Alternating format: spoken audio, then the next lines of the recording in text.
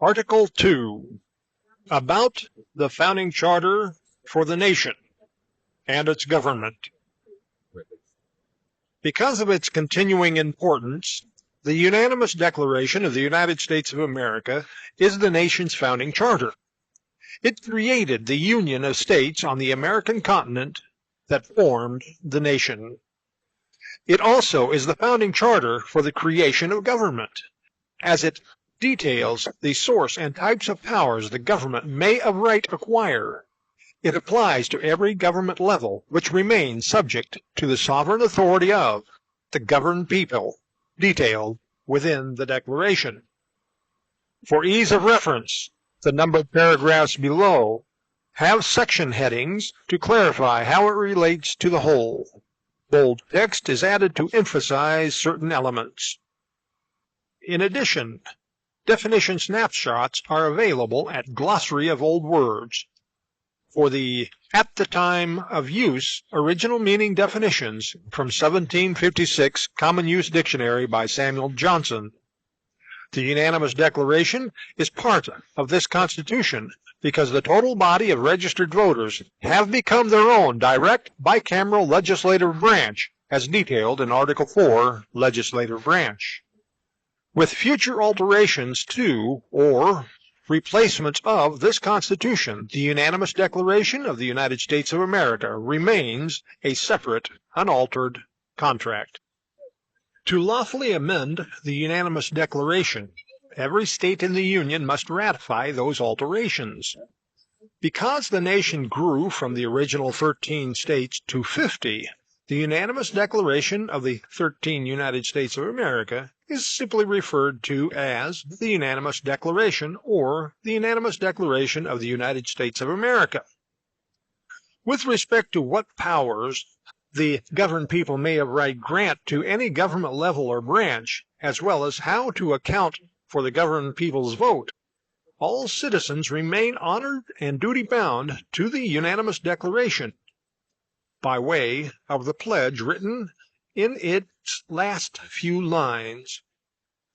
Below, the Declaration's actual content is bold, indented, italicized, and placed between these bracket sets. Note, clarifying content and definitions may follow the actual elements of the Unanimous Declaration. Section 1. The Unanimous Declaration of the United States of America, 1776. Subsection 1. The Declaration of Necessity for Self-Governance. When in the course of human events it becomes necessary for one people to dissolve the political bands which have connected them with another, and to assume among the powers of the earth the separate and equal station to which the laws of nature and nature's God entitle them, a decent respect to the opinions of mankind requires that they should declare the causes which impel them to the separation. Note, dissolving political bands are witnessed in a variety of ways, such as when part of a family, business, city, town, county, state, or nation secedes from or divorces the others and establishes themselves as a distinctly separate entity. Subsection 2. All humans possess the same list of rights. We hold these truths to be self-evident, that all men are created equal, that they are endowed by their Creator with certain unalienable rights, that among these are life, liberty, and the pursuit of happiness. Note, defining the word men, 1756. Men, the plural of man. Man, definition 1, human being. Humankind, the race of man. Note number 2. The 1756 definition does include the male sex definition. Additionally, when people go to naming unalienable rights, they completely forget these 4 words, that among these are, which tells us that there are an unknown number of rights beyond the 3 listed. Subsection 3. The sole purpose for government. that to secure these rights, governments are instituted among men. Note: when one person is alone, they must provide their own security. When they join with others as a community, the group's main security is provided by a smaller group. That smaller group generally becomes what we call government. Each individual remains responsible for their security, especially when the government fails or violates that security. Subsection 4. Source of government's power. Governments are instituted among men, deriving their just powers from the consent of the governed. Note: this phrase, the consent of the governed, provides two details: who is eligible to vote, and how to account for their votes. Subsection 5. When governments violate the Constitution. That whenever any form of government becomes destructive of these ends, it is the right of the people to alter or to abolish it, and to institute new government, laying its foundation on such principles and organizing its powers in such form as to them shall seem most likely to affect their safety and happiness. Note: this is not suggesting that governments might get corrupted. It tells us that they will, and when they do, these have always been our rights. Subsection 6. If it's still working, don't replace it or break it. Prudence indeed will dictate that governments long established should not be changed for light and transient causes. Note number 1. This seems to go against the next warning about becoming too accustomed to those political evils. After all, some of the worst governments have been in power for hundreds of years. Note number 2. Governments should not be changed simply because of some new fad. There should be a really good reason for altering government powers. Subsection 7. Warning against getting too comfortable with government violations. And accordingly, all experience hath shown that mankind are more disposed to suffer, while evils are sufferable, than to right themselves by abolishing the forms to which they are accustomed. Note: the founding generation should have followed this advice. They did not. They simply continued many of the British, European lifestyle and government practices with which they were most familiar and most accustomed. According to the terms of this contract, the Declaration, slavery, women's oppression, and unjust taxation should have ended in 1776. Subsection 8. The governed people's right and duty to stop government corruption. But when a long train of abuses and usurpations, pursuing invariably the same object, evinces a design to reduce them under absolute despotism, it is their right, it is their duty to throw off such government and to provide new guards for their future security. Note: not if, but when governments violate the people's rights unjustly, it is their duty to stop it. Subsection 9. Introduction to list of prohibited political powers.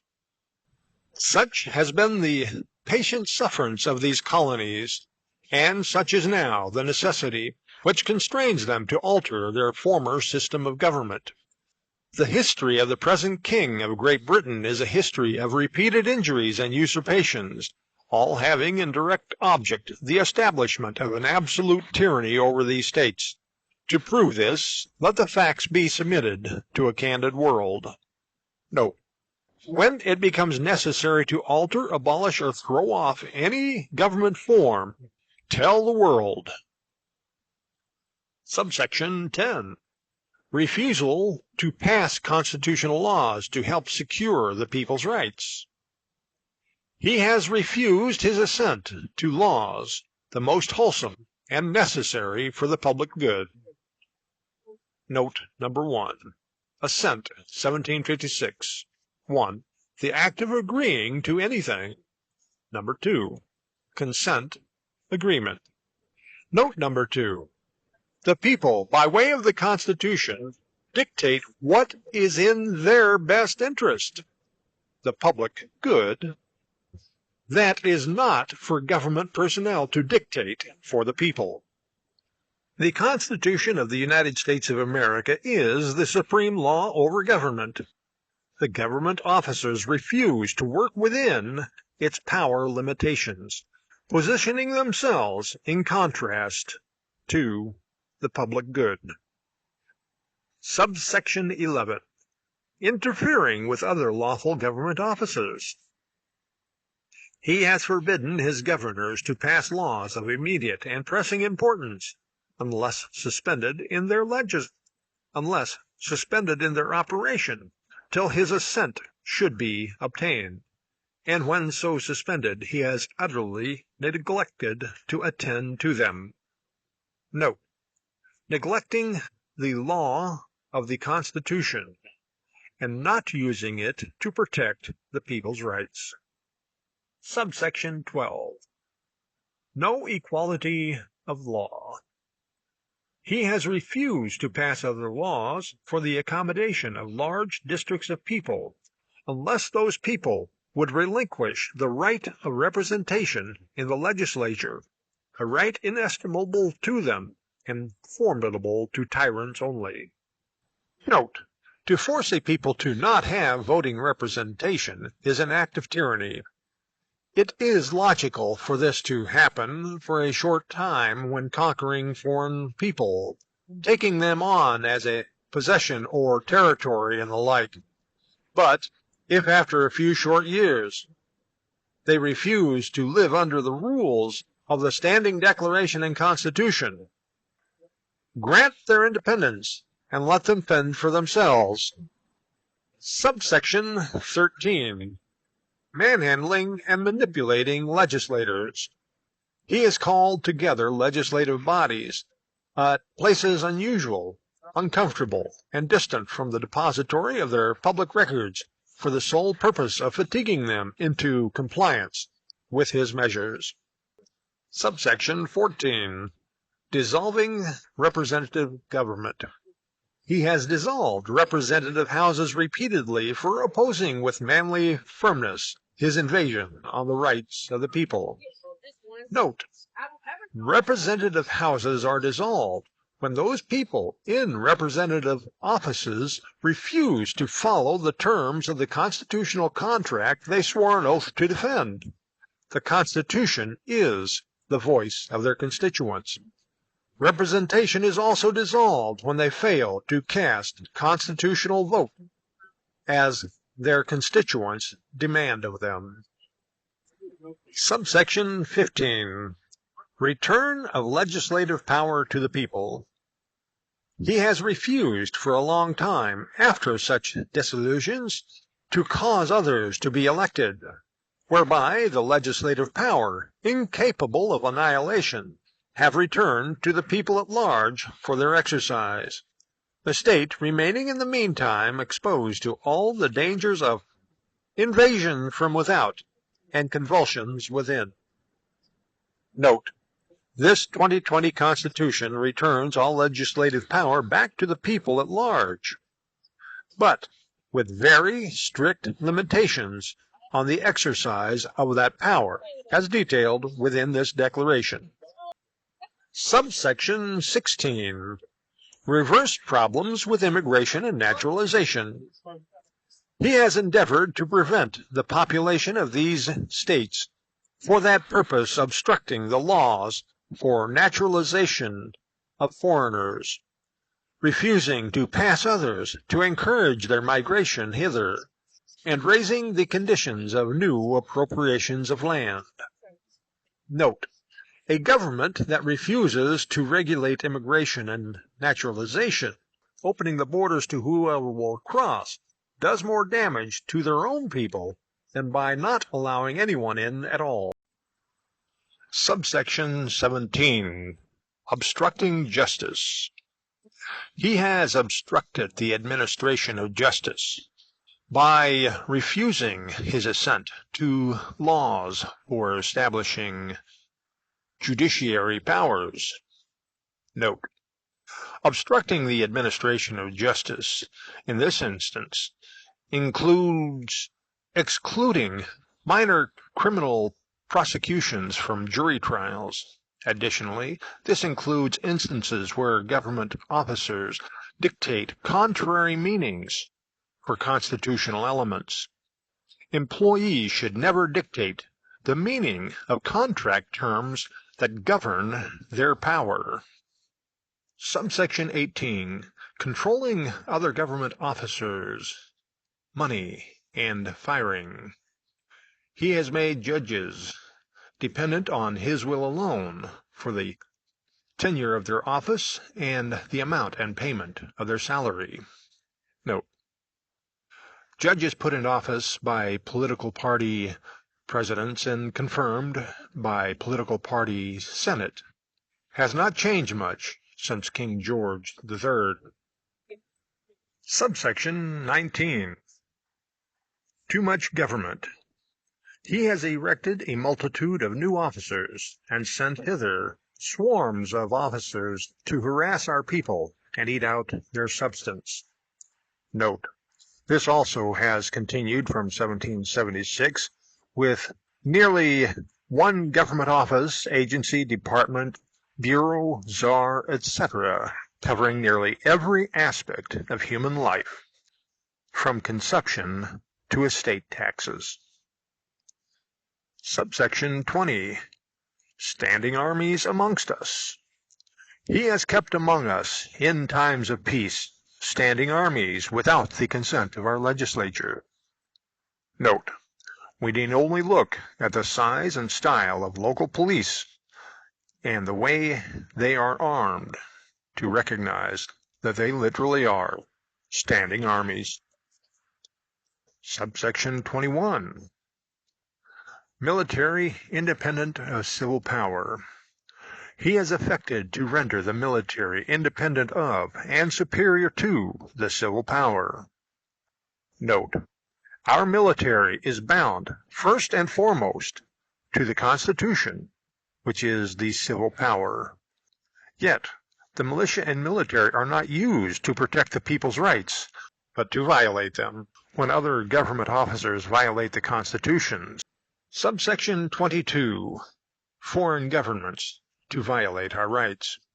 He has combined with others to subject us to a jurisdiction foreign to our Constitution and unacknowledged by our laws, giving his assent to their acts of pretended legislation. Note: the United Nations is a foreign government that holds heavy influence over laws passed in these United States of America, frequently contrary to our own Constitution. Subsection 23. Quartering troops among civilians. For quartering large bodies of troops among us. Note: large police departments fulfill this act of tyranny, especially when they enforce unconstitutional laws. Subsection 24. For protecting the troops and other government officers who violate the Constitution, or protecting them by mock trial from punishment for any murders which they should commit on the inhabitants of these states. Note: in criminal prosecution, mock trials happen when judges convict in criminal cases violating Amendment 6. Mock trials also happen when the Constitution is not used to first determine if the government possesses constitutionally granted powers, thus protecting government officers who violate the Constitution. Subsection 25. Cutting off trade. For cutting off our trade with all parts of the world. Subsection 26. Taxing the governed people without their consent. For imposing taxes on us without our consent. Note, this is another of those voting requirements. Taxation. No matter how young the age of the citizen, if they are taxed for anything, they possess the right to vote. The parent, by allowing the child to spend their own money in the store, declares the youth competent enough to transact business within society. Society, in the form of the store clerk, that takes the child's money and gives them the product, declares the child competent enough to transact business in society. Then the government, by not exempting people under a certain age from paying taxes, also agrees with parents and society that the tax-paying child is competent enough to transact business in society. Voting is social business. Subsection 27. Denying jury trials in many cases. For depriving us in many cases of the benefits of trial by jury. Note, the courts deny jury trials for the minor criminal cases, violating Amendment 6. Also, government changed the rules of Amendment 7 for common law jury trials from the $20 threshold to thousands of dollars. Subsection 28. Trying people for crimes outside of the nation's boundaries. For transporting us beyond seas to be tried for pretended offenses. Note, Guantanamo Bay is not one of the United States of America. Even if it was, any citizen accused of the crime of terrorism who is shipped out of the state and district wherein the crime was committed for torture and possibly trial, conviction, and sentencing violates Amendment 6. Subsection 29.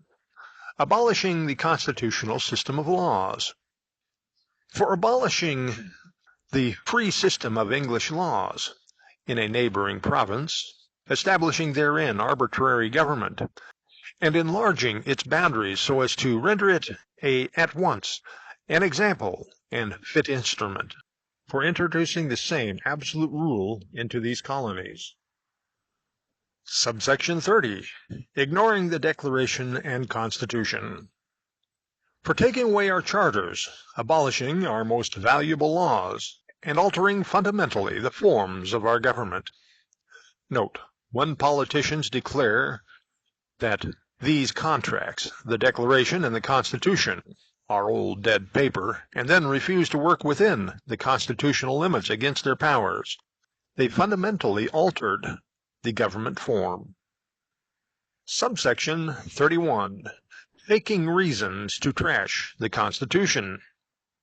For suspending our own legislatures and declaring themselves invested with power to legislate over us in all cases whatsoever. Note, when representative officers no longer abide by the Constitution in representing their constituents, they dissolve the representative houses. Then they begin legislating over the governed people in all cases whatsoever. Subsection 32. Waging all sort of wars against the people. He has abdicated government here by declaring us out of his protection and waging war against us. Note, waging wars against the people based on drugs, illiteracy, poverty, sleeping, camping, etc. The 1790 Constitution, Article 3, Section 3, also defines such acts as treason in the first part of levying war against the nation, and treason in the second part by adhering to and giving aid and comfort to an enemy. The unanimous declaration describes those actions as tyranny and despotism, which makes them domestic enemies. The 1785 definition of war. War. Definition 1. War may be defined as the exercise of sovereign command against withstanders, force, authority, and resistance being essential parts thereof. When armed police come to arrest persons while enforcing unconstitutional laws, as seen in many an arrest, with search and seizure activity causing property damage and bodily injury, if not killing people, this is violence under sovereign command. Key word is unconstitutional. The Constitution they swore an oath to defend is the first withstander. The Declaration, another withstander. The person violated, another withstander. And society should be another physical body standing up against such unconstitutional activity. Subsection 33. Destroying the lives of the people. He has plundered our seas, ravaged our coasts, burnt our towns, and destroyed the lives of our people. Note: the politicized flu virus, named Corona, is an excellent example of this tyrannical power. Government closed businesses, putting many people out of work. Unemployed, many of these people became homeless. Then the government criminalized many others of them by fining and or jailing them for violating other unconstitutional laws, such as sleeping in public or camping on public land. Both sleeping and camping are protected rights under Amendment 9 of the Constitution of the United States of America. Subsection 34. Encouraging lawlessness by rewarding crime. He is at this time transporting large armies of foreign mercenaries to complete the works of death, desolation, and tyranny, already begun with circumstances of cruelty and perfidy, scarcely paralleled in the most barbarous ages, and totally unworthy the head of a civilized nation. Note: the government use of the plea bargain rewards crime by giving to those who actually committed crimes greatly reduced sentences, while giving innocent persons the maximum sentence if they insist on taking the case to trial. Subsection 35. Coercing citizens to accuse others of crimes. He has constrained our fellow citizens taken captive on the high seas to bear arms against their country, or to become the executioners of their friends and brethren, or to fall themselves by their hands.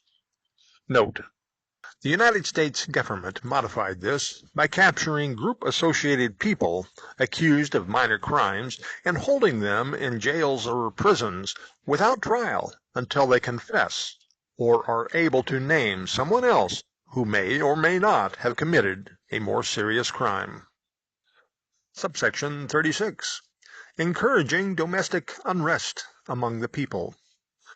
He has excited domestic insurrection among us, and has endeavored to bring on the inhabitants of our frontiers, the merciless Indian savages, whose known rule of warfare is an undistinguished destruction of all ages, sexes, and conditions.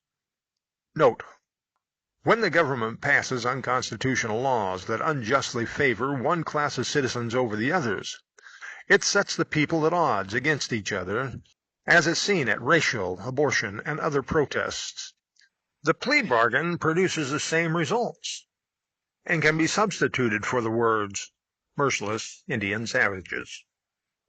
Subsection 37. Petition for redress answered with injuries. In every stage of these oppressions, we have petitioned for redress in the most humble terms. Our repeated petitions have been answered only by repeated injury.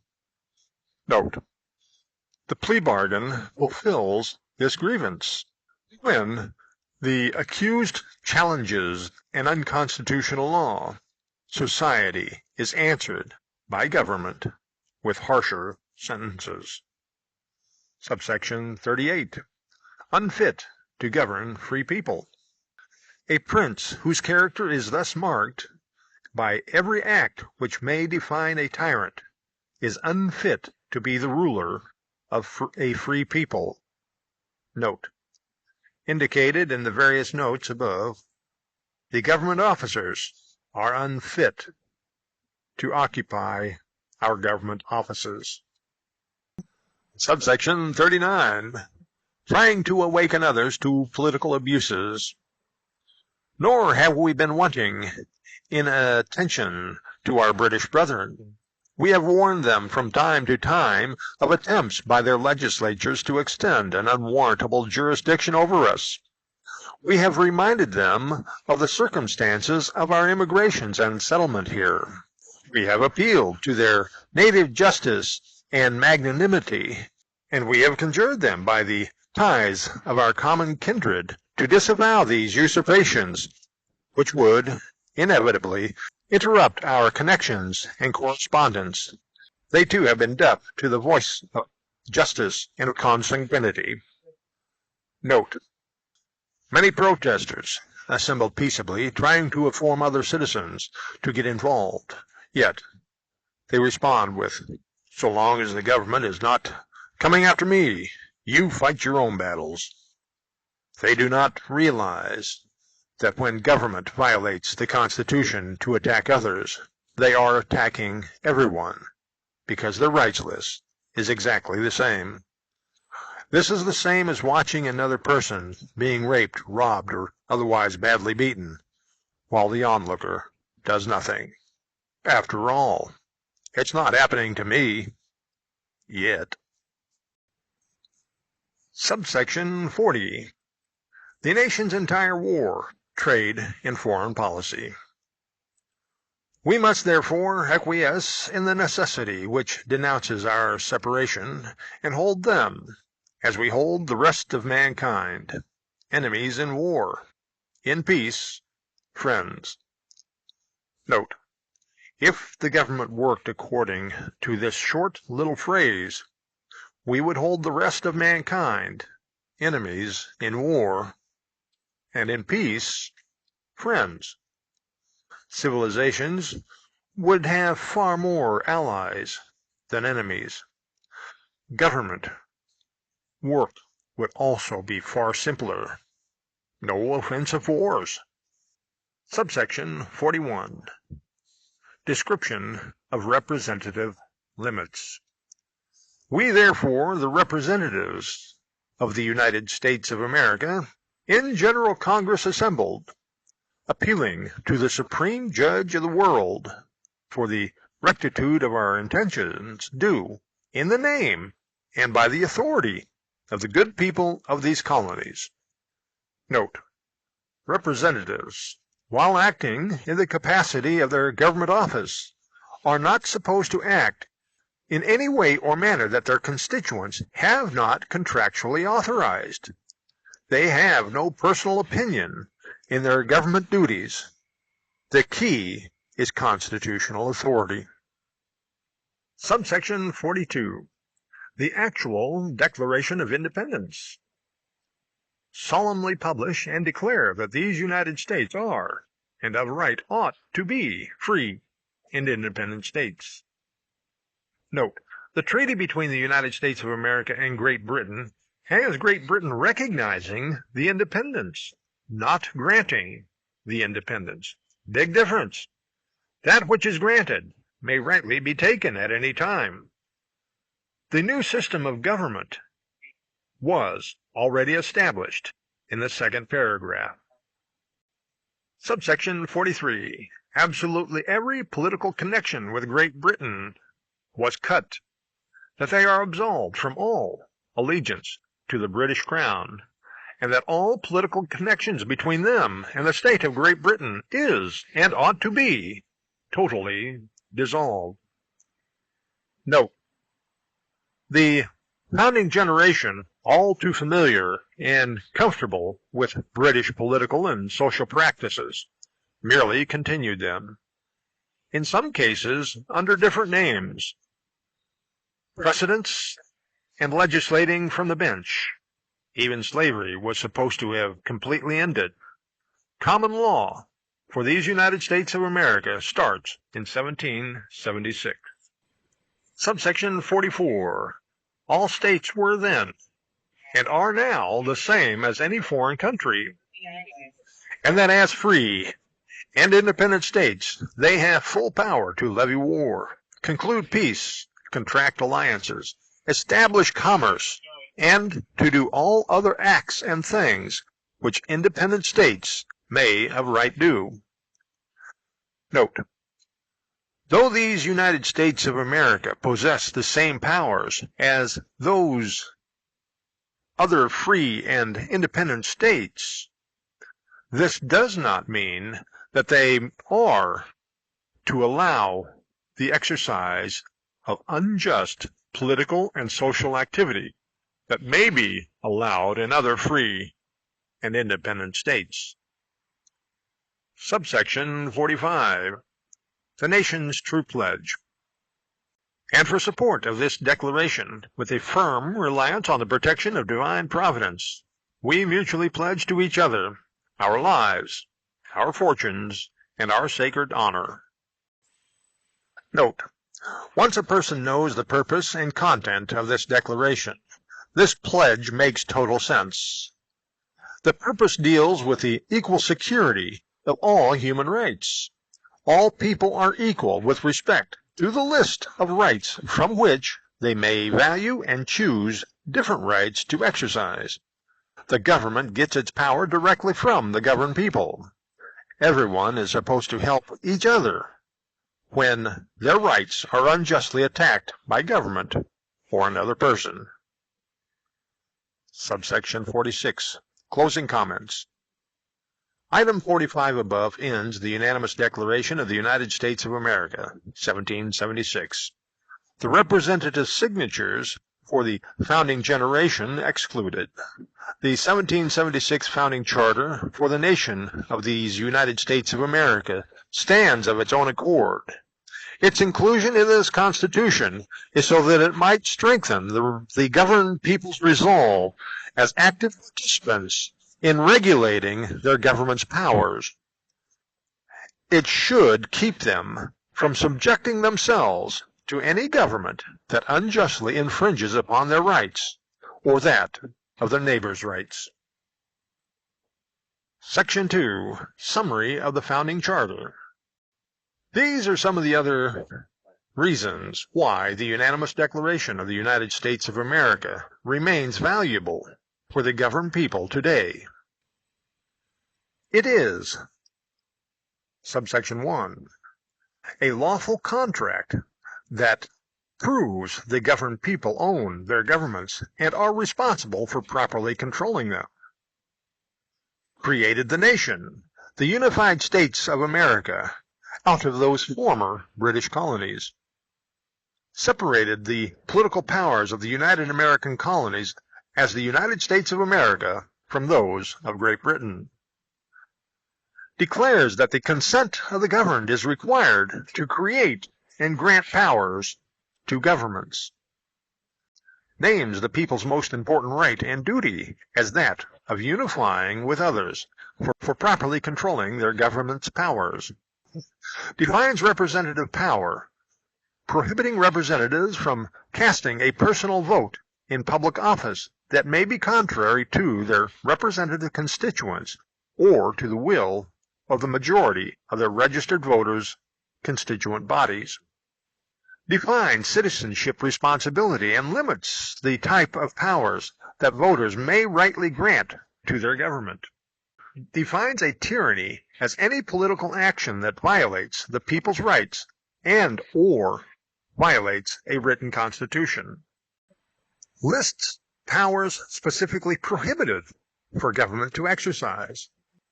Subsection 2, a letter to the King of Great Britain, the world, the people of the then new United States of America, the founders' posterity, the present generation, all who serve in governments, all other global governments, and others that might do business with our government.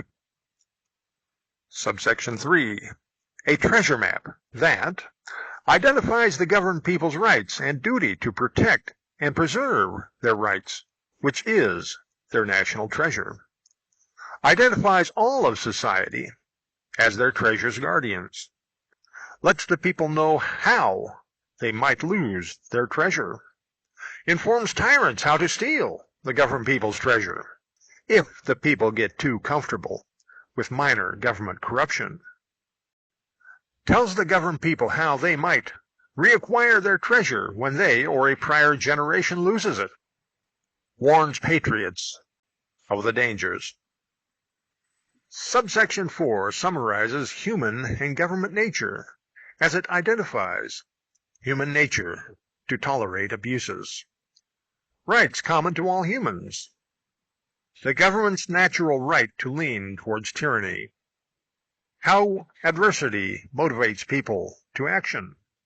How and why the governed people should frequently exercise proper control over their government.